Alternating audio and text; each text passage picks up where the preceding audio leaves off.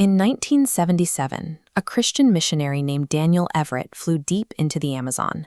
His objective was to translate the Bible and convert an isolated tribe. Instead, after living with them, he entirely abandoned his faith. The people he met are the Pirahan. They are a largely monolingual tribe living along the Mysichi River. They were welcoming and happy, but when Everett tried to teach them his religious beliefs, he ran into an ideological wall. When Everett told them stories about Jesus, the Pirahan asked for direct evidence. They wanted to know if Everett had personally met this man, or at least if his father had seen him. Everett admitted that he hadn't. Since Jesus lived 2,000 years ago, no one alive today had ever seen him. The moment the Pirahan heard this, they stopped listening. Everett noticed a pattern. The Pirahan vocabulary ends exactly where immediate experience stops. There are no words for a distant past or unseen creators. To understand why his message was failing, he began a long-term study of the language's internal grammar. Everything the Piraha say is bound by a strict cultural law that Everett called the immediacy of experience principle. This rule dictates they only communicate about things experienced directly or relayed by an immediate eyewitness. Lacking numbers, the Piraha use words for relative volume, hoi for a small quantity and hoi for a larger one. When trading, they don't calculate ratios.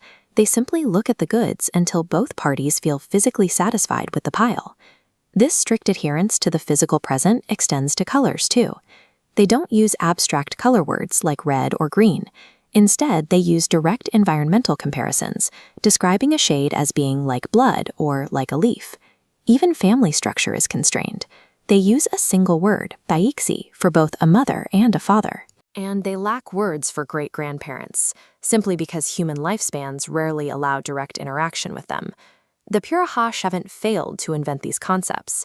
Their language is exactly what they need it to be. A highly efficient tool perfectly adapted for a culture valuing only the present moment. But Everett's research uncovered a much deeper linguistic anomaly. Piraha appears to lack a structural feature known as recursion. To understand why this matters, we have to look at the linguist Noam Chomsky. Chomsky proposed universal grammar, which argues that certain complex linguistic structures are hardwired into human biology from birth. Universal grammar relies on recursion, embedding one idea inside another, like Russian dolls, the man who thinks his wife said she was coming. But Piraha breaks complex ideas into flat, separate observations. The man has a wife, he thinks, she says, I am coming.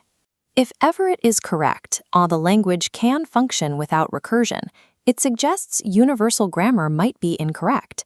It implies that the structure of our language is determined by our culture, not hardwired into our brains. Everett's claims were met with immediate skepticism. In 2009, linguists Andrew Nevins, David Pasetsky, and Celine Rodriguez published a formal, peer-reviewed rebuttal to his research. They pointed directly at the language's syntax to argue that Piraha actually does use clausal embedding. They highlighted the Piraha suffix "sai," arguing it functions as a nominalizer that nests one thought inside another, just like standard languages. This chart shows another counter-argument from the critics.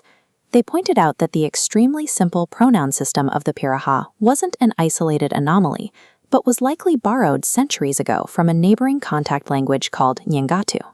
Ultimately, the critics concluded that while Piraha is fascinating, it doesn't break the established rules. The available evidence, they argued, provides no support for the idea that Piraha falls outside the boundaries of universal grammar. What started as a missionary's attempt to understand why his religious translations were failing turned the Piraha language into one of the most polarizing battlegrounds in modern cognitive science. Today, academics continue to debate the precise mechanics of Piraha syntax, but the personal transformation Daniel Everett went through remains absolute. Regardless of who wins the technical debate over recursion, the Piraha show us something deeply practical about human communication. Our language operates as a direct mirror of how we construct our reality. Everett observed that without the burden of a distant past or an abstract future, the Piraha remained remarkably happy and fun-loving. They spent their time joking and focused on the immediate environment, seemingly free from the anxieties that plague more complex societies. He eventually concluded that by embracing strict immediacy, the Piraha had traded nested clauses for a life defined by the present, an exchange that may have yielded the